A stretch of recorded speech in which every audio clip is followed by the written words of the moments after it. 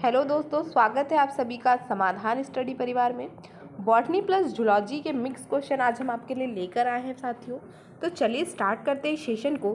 सभी साथी सेशन को लाइक शेयर जरूर कर दीजिएगा।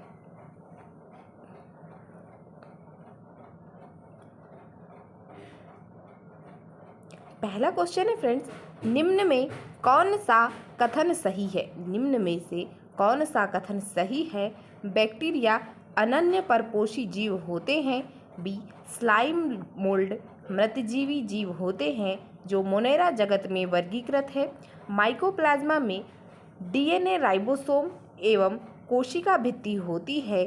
साइनोबैक्टीरिया एक स्वपोषी जीवों का समूह है जिसे मोनेरा जगत में वर्गीकृत किया गया है। बोला गया है कि कौन सा कथन सही होगा। आंसर होगा दोस्तों, साइनोबैक्टीरिया एक स्वपोषी जीव है। साइनोबैक्टीरिया एक स्वपोषी जीवों का समूह है जिसे मोनेरा जगत में वर्गीकृत किया गया है। तो ऑप्शन डी हमारा यहाँ राइट आंसर होगा। अगला क्वेश्चन है, निम्नलिखित में से कौन से जीव महासागरों में मुख्य उत्पादक के रूप में जाने जाते हैं? Cyanobacteria, diatoms, dinoflagellate, euglenoids. Cyanobacteria, diatom, dinoflagellates, euglenoid. Answer होगा डाइटम। डाइटम वे जीव है जो महासागरों में मुख्य उत्पादक के रूप में जाने जाते हैं। तो ऑप्शन बी हमारा डाइटम इसका राइट आंसर होगा। नेक्स्ट क्वेश्चन है, सिलिएट अन्य किस सभी प्रोटोजोअन से किस प्रकार भिन्न है? सिलिएट अन्य सभी प्रोटोजोअन से किस प्रकार भिन्न है? ये शिकार को पकड़ने के लिए पादाब का प्रयोग करते हैं। इनमें अतिरिक्त पानी को निकालने के लिए संकुचनशील धानी होती है। ये गमन के लिए कशाभिका का प्रयोग करते हैं। इनमें दो प्रकार के केंद्रक होते हैं। इनमें दो प्रकार के केंद्रक होते हैं। सिलिएट जो है अन्य प्रोटोजोअन से किस प्रकार भिन्न है? आंसर होगा, इनमें दो प्रकार के केंद्रक होते हैं। Option D. नेक्स्ट है, गलत कथन चुनिए। महासागरों में डाइटम प्रमुख उत्पादक है। डाइटम सूक्ष्मदर्शी होते हैं और जल में निश्चेष्ट तैरते हैं। डाइटम की भित्तियां आसानी से ध्वंस होती है। डाइटमी मृत्तिका का निर्माण डाइटमों की कोशिका भित्तियों से होता है। यहाँ पर बोला गया है कि गलत कथन को चुनिए। आंसर होगा, डाइटम की भित्तियां आसानी से ध्वंस होती है। यह कथन गलत है। ऑप्शन सी हमारा राइट आंसर होगा। नेक्स्ट है,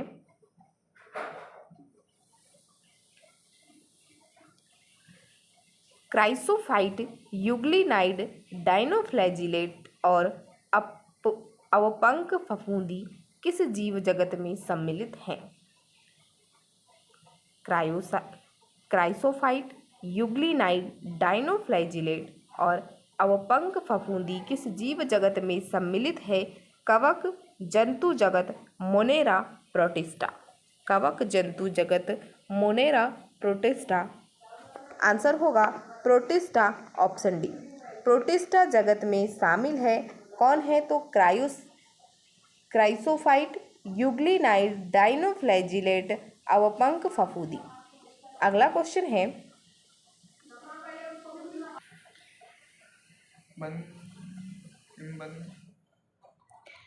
नेक्स्ट क्वेश्चन है, जीवों के किस समूह में कोशिका भित्ति दो पतली अतिव्यापित कवचों की बनी होती है जो एक साथ आसंजित होती है?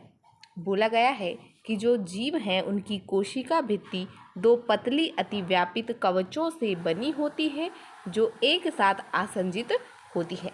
ऑप्शन ए है यूग्लिनाइड, बी डाइनोफ्लैजिलेट, सी अवपंक कवक, डी क्राइसोफाइट। आंसर होगा क्राइसोफाइट जीवों की कोशिका भित्ति जो है वह दो पतली अतिव्यापित कवचों की बनी होती है जो एक साथ आसंजित होती है। तो ऑप्शन डी हमारा यहाँ पर करेक्ट आंसर होगा फ्रेंड्स। अगला क्वेश्चन है, निम्नलिखित में से कौन सा एक जीवधारी यूकैरियोटिक या सुकेंद्र की कोशिकाओं का उदाहरण नहीं है? यूकैरियोटिक या सुकेंद्र की कोशिकाओं का उदाहरण नहीं है। Paramecium caudatum, Escherichia coli, Euglena viridis, Amoeba proteus. Amoeba proteus. Answer होगा Escherichia coli, option B. Escherichia coli, option B. अगला क्वेश्चन है, निम्नलिखित में से कौन सा एक अवपंक फफूंद है? Anabaena, Rhizopus, Physarum, Thiobacillus. Answer होगा फाइसेरम, ऑप्शन सी। एक अवपंक फफूंद है। नेक्स्ट है, ऑक्सोस्पोर तथा हार्मोगोनिया क्रमशः किसके द्वारा बनते हैं? कुछ डाइटम तथा अनेक साइनोबैक्टीरिया द्वारा। अगला क्वेश्चन है, कुछ साइनोबैक्टीरिया तथा कई डाइटम्स द्वारा, अनेक साइनोबैक्टीरिया तथा अनेक डाइटम्स द्वारा, अनेक डाइटम्स तथा कुछ साइनोबैक्टीरिया द्वारा। ऑक्सोस्पोर तथा हार्मोगोनिया क्रमशः किसके द्वारा बनते हैं? आंसर होगा अनेक डाइटम्स तथा कुछ साइनोबैक्टीरिया द्वारा, ऑप्शन डी। नेक्स्ट है,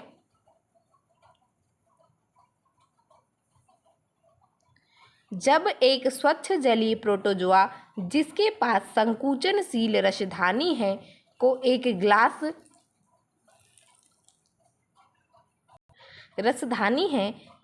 गिलास जिसमें समुद्री जल है में रखेंगे तब रसधानी। एक स्वच्छ जलीय प्रोटोजोआ जिसके पास संकुचनशील रसधानी है को एक गिलास जिसमें समुद्री जल है में रखेंगे तब रसधानी संख्या में वृद्धि करेगी, विलीन हो जाएगी, आकार में वृद्धि करेगी, आकार में घटेगी। आंसर होगा आकार में घटेगी, ऑप्शन डी। नेक्स्ट है, अमीबा में पुटी भवन का मुख्य कार्य है। अमीबा में पुटी भवन का मुख्य कार्य है। ऐसी स्थिति जिसमें संचित उत्सर्जी पदार्थ से छुटकारा मिल जाए। ऐसी स्थिति जिसमें संचित उत्सर्जी पदार्थ से छुटकारा मिल जाए। विपरीत भौतिक परिस्थितियों में जीने का सामर्थ्य। कुछ समय तक बिना भोजन का अंतग्रहण किए रहने का सामर्थ्य। परजीवी तथा परभक्षी से रक्षा। राइट आंसर होगा विपरीत भौतिक परिस्थितियों में जीने का सामर्थ्य। अमीबा में पुटी भवन का मुख्य कार्य है कि विपरीत भौतिक परिस्थितियों में जीने का सामर्थ्य, ऑप्शन बी। नेक्स्ट है, निम्नलिखित में से किस जंतु में द्विरूपी केंद्रक पाया जाता है? द्विरूपी केंद्रक पाया जाता है। Amoeba proteus, Trypanosoma gambiense, Plasmodium vivax, Paramecium caudatum. किस जंतु में द्विरूपी केंद्रक पाया जाता है? आंसर होगा पैरामीशियम कॉर्डेटम, ऑप्शन डी। नेक्स्ट है,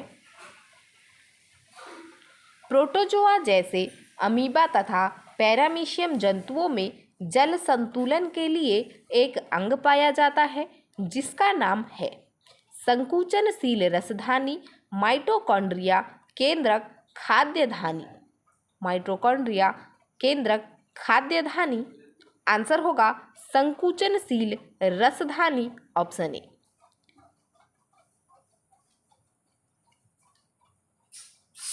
अगला क्वेश्चन है, इनमें से किस जीव में पादप तथा जंतु दोनों के गुण हैं? जीवाणु, युग्लिना, माइकोप्लाज्मा, पैरामीशियम। जीवाणु, युग्लिना, माइकोप्लाज्मा, पैरामीशियम पादप एवं जंतु दोनों के गुण वाले जीव। राइट आंसर होगा युग्लिना, ऑप्शन बी। नेक्स्ट है,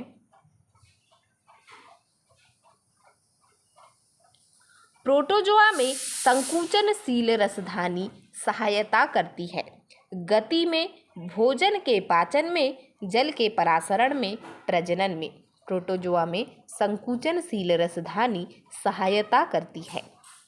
राइट आंसर होगा जल के परासरण में, ऑप्शन सी, जल के परासरण में। नेक्स्ट है, प्रोटिस्टन जीनोम में होता है। प्रोटिस्टन जीनोम में होता है झिल्ली युक्त न्यूक्लियोप्रोटीन जो जीवद्रव्य में बिखरा रहता है। मुक्त न्यूक्लिक अम्ल न्यूक्लियोप्रोटीन युक्त जीन जो संघनित होकर ढीला पिंड बनाता है। न्यूक्लियोप्रोटीन जो कोशिका के पदार्थ के सीधे संपर्क में हो। प्रोटिस्टन जीनोम में होता है, आंसर होगा झिल्ली युक्त न्यूक्लियोप्रोटीन जो जीवद्रव्य में बिखरा रहता है। ऑप्शन ए हमारा राइट आंसर होगा। अगला क्वेश्चन है, अमीबा तथा पैरामीशियम में जल संतुलन किसके द्वारा होता है? कूटपाद द्वारा, केंद्रक द्वारा, संकुचनशील रसधानी द्वारा, सामान्य सतह द्वारा। अमीबा तथा पैरामीशियम में जल संतुलन किसके द्वारा होता है? आंसर होगा संकुचनशील रसधानी के द्वारा, ऑप्शन सी। नेक्स्ट है, प्लाज्मोडियम मलेरिया परजीवी होता है, किस वर्ग में आता है? प्लाज्मोडियम किस वर्ग में आता है? प्लाज्मोडियम जो है वह मलेरिया परजीवी है।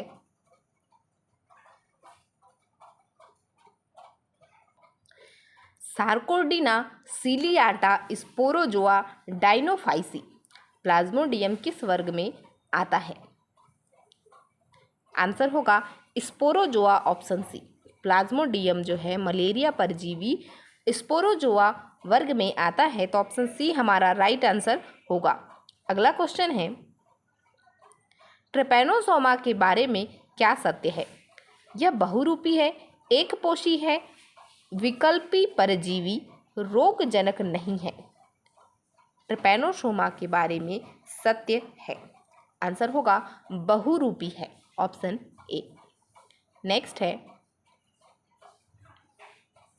पैरामीशियम में आनुवंशिकीय सूचना किसमें होती है? सूक्ष्म केंद्रक, दीर्घ केंद्रक, दोनों ए एवं बी, माइटोकॉन्ड्रिया। पैरामीशियम में आनुवंशिकीय सूचना किसमें होती है? राइट आंसर होगा दोस्तों सूक्ष्म केंद्रक, ऑप्शन ए, सूक्ष्म केंद्रक। नेक्स्ट है, ट्रिपैनोसोमा किस वर्ग में है? ट्रिपैनोसोमा किस वर्ग में है? Sarcodina, जूफ्लैजिलेटा, सीलियाटा, Sporozoa. Sarcodina, जूफ्लैजिलाटा, सीलियाटा, Sporozoa. Trypanosoma किस वर्ग में है? आंसर होगा जूफ्लैजिलेटा, ऑप्शन बी, जूफ्लैजिलाटा। नेक्स्ट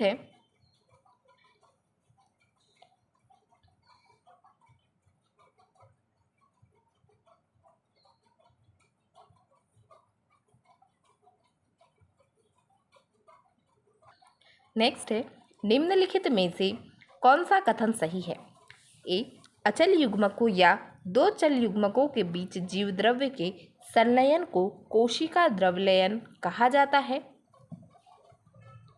जो जीव जीवित पादपों पर निर्भर होते हैं उन्हें मृतोपजीवी कहा जाता है।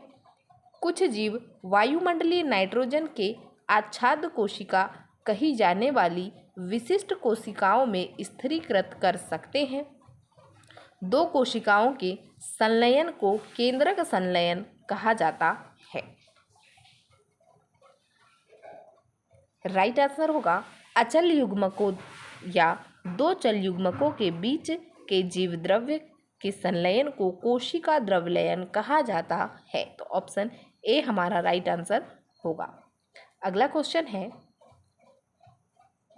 निम्नलिखित में से कौन सा कथन गलत है? यीस्ट के लंबे धागेनुमा कवक तंतु वाली तंतुमय काय होती है। मॉरल और ट्रफल खाने योग्य होते हैं। क्लेविसेप्स बहुत से एल्केलाइड और एलएसडी का स्रोत है। कोनेडिया बहिर्जात रूप में उत्पन्न होते हैं और एस्को बीजाणु अंतर्जातीय रूप में उत्पन्न होते हैं। कौन सा कथन गलत है बोला गया है? आंसर होगा यीस्ट के लंबे धागेनुमा कवक तंतु वाली तंतुमय काय होती है। ऑप्शन ए हमारा आंसर होगा, यह गलत कथन है। अगला क्वेश्चन है,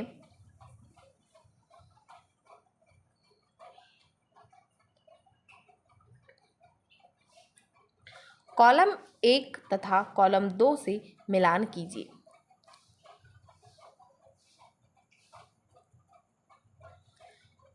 मृतजीवी पादप जड़ों के साथ कवकों का सहजीवी संबंध। परजीवी मृत जैव पदार्थों का अपघटन। लाइकेन जीवित पादपों अथवा जंतुओं पर रहने वाला।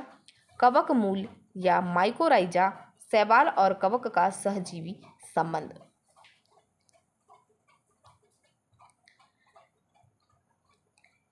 ए 2 3 4 1 2 3 4 1 1 2 3 4 3 2 1 4 2 1 3 4।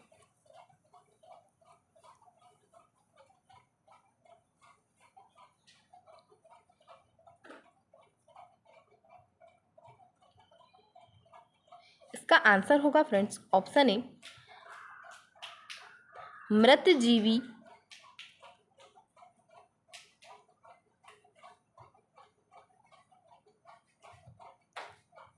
मृत जैव पदार्थ का अपघटन।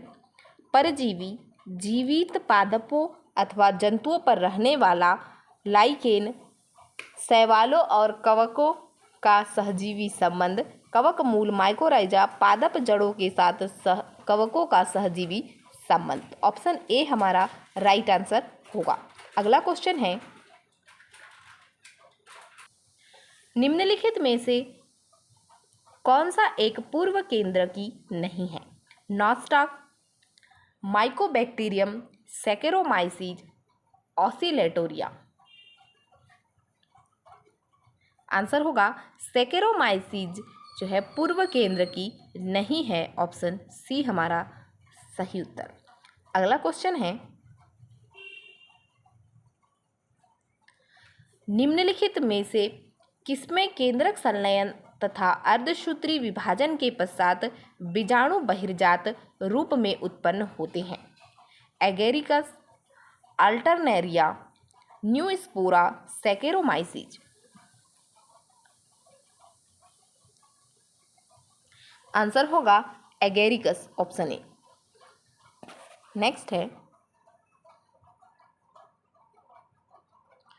कवकों के लिए निम्नलिखित में से कौन सा कथन गलत है? ये विषमपोषी होते हैं। ये एक कोशिकी और बहुकोशिकी दोनों प्रकार के होते हैं। ये ससीम केंद्रकी है। सभी कवकों में शुद्ध सेल्यूलोज वाली कोशिका भित्ति होती है।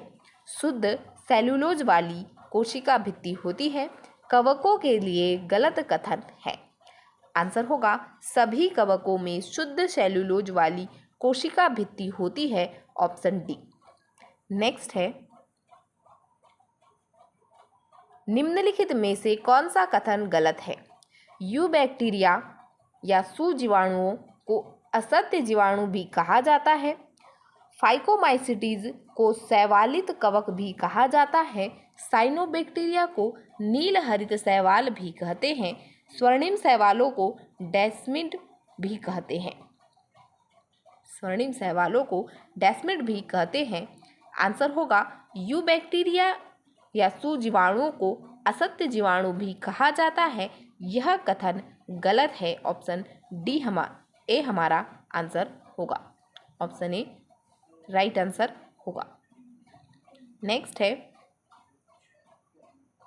अधिकतर कवकों में कोशिका भित्ति का एक प्रमुख अवयव कौन सा है?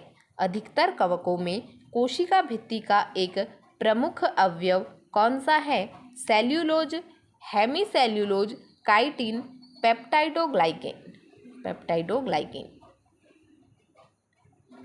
आंसर होगा काइटिन, ऑप्शन सी। नेक्स्ट है, अपूर्ण कवक जो कूड़े के अपघटक हैं और खनिजों के चक्रण में सहायता करते हैं, वे किससे संबंधित हैं? Basidiomycetes, phycomycetes, ascomycetes, deuteromycetes. Answer होगा ड्यूटेरोमाइसिटीज, ऑप्शन डी। अगला क्वेश्चन है, गलत कथन को चुनिए। न्यू स्पोरा को जैव रसायन आनुवांशिकी के अध्ययन में उपयोग किया जाता है। मॉरेल और ट्रफेल विषैले छत्रक हैं। यीस्ट एक कोशिकीय है और किण्वन के लिए उपयोगी है। पेनिसिलियम बहुकोशिकीय है और प्रतिजैविक उत्पादन करता है। गलत कथन को चुनिए। तो आंसर होगा मॉरेल और ट्रफल विषैले छत्रक हैं। ऑप्शन बी यहाँ पर राइट आंसर होगा। अगला क्वेश्चन है, निम्नलिखित में से कौन सा सही जोड़ा है? म्यूकर क्रिया रूप संयोजन द्वारा प्रजनन, एस्कोमाइसिटीज, अगेरिस परजीवी कवक, बेसिडियोमाइसिटीज, फाइटोप्थोरा पटहीन कवकजाल, बेसिडियोमाइसिटीज, अल्टरनेरिया लैंगिक प्रजनन अनुपस्थिति, ड्यूटेरियोमाइसिटीज। आंसर होगा सही जोड़ा अल्टरनेरिया लैंगिक प्रजनन अनुपस्थिति, ड्यूटेरियोमाइसिटीज, ऑप्शन डी होगा। अगला क्वेश्चन है, निम्नलिखित में से कौन से कवक में विभ्रमक होते हैं? हेलोसिनोजस, मार्केला एस्कुलेंटा, अमानिटा मस्कारिया, न्यूस्पोरा जाति, आस्टिलेगा जाति। आंसर होगा अमानिटा मस्कारिया, ऑप्शन बी। अगला क्वेश्चन है, निम्नलिखित में से कौन सा कथन कवक के लिए सत्य है? इनमें कठोर कोशिका भित्ति की कमी होती है। यह विषमपोषी होते हैं। इनमें केंद्रक भित्ति की कमी होती है। यह भक्षपोषी होते हैं। आंसर होगा यह विषमपोषी होते हैं, ऑप्शन बी। कवक के लिए सत्य कथन होगा कि यह विषमपोषी होते हैं। सेशन यहीं तक है फ्रेंड्स। तो सभी साथी सेशन को लाइक शेयर जरूर कर दीजिएगा और जो साथी बाद में क्लास देखते हैं उनसे भी अनुरोध है कि वे भी क्लास को लाइक शेयर जरूर कीजिएगा। तो मिलते हैं फ्रेंड्स अगली क्लास में। Thank you for watching.